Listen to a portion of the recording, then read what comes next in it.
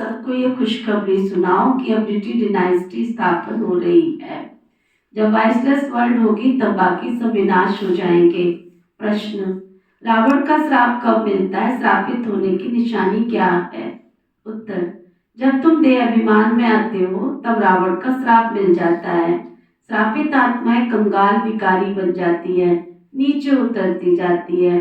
अब आपस से वर्षा लेने के लिए देही अभिमानी बनना है, अपनी दृष्टि वृत्ति को पावन बनाना है।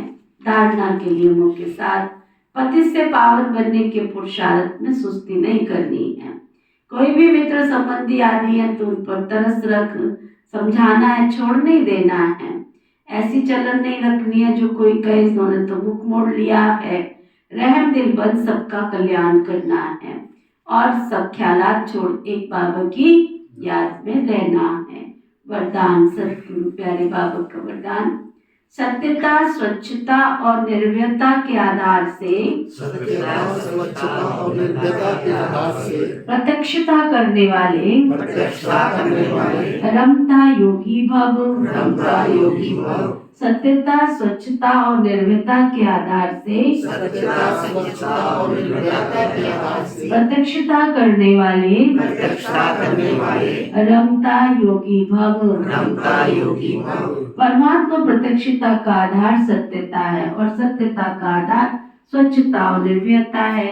यदि किसी भी प्रकार की अस्वच्छता अर्थात सफाई की कमी है या अपने ही तमोगुणी संस्कारों पर विजयी बनने में, संस्कार मिलाने में या विश्व सेवा के क्षेत्र में अपने सिद्धांतों को सिद्ध करने का भय है तो प्रत्यक्षता हो ही नहीं सकती।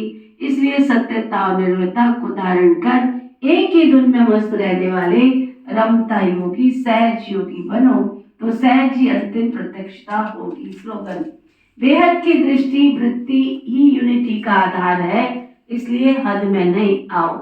अव्यक्ति सार, अशरीरी व विदेह स्थिति का अभ्यास बढ़ाओ।